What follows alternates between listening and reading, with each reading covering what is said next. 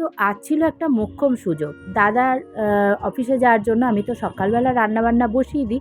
তো আজকে যেহেতু ও খাবার নিয়ে যাবে না, ওর অফিসে একটা প্রোগ্রাম আছে বলে, সেই জন্য একদম চিন্তা করে নেমে পড়লাম সাফাই অভিযানে। অনেক দিন ধরে ভাবছি যে মেয়েদের ঘরের আনাচে কানাচে থেকে ঝুলঝাড়িগুলো আমার দিকে উঁকি মেরে তাকাচ্ছে, কিন্তু কিছুতেই আর সুযোগ হয় না। তো আজকে হলো সেই সুযোগ।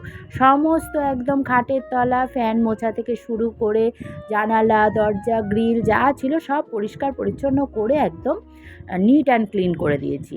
তো যেমনটা আর কি মার ঝাড়ু মেরে ঝেঁটিয়ে বিদায় করো, ঠিক সেইভাবে লেগে পড়েছি। তো একদম ঘরদোর তো নিট অ্যান্ড ক্লিন করে পরিষ্কার করেছি।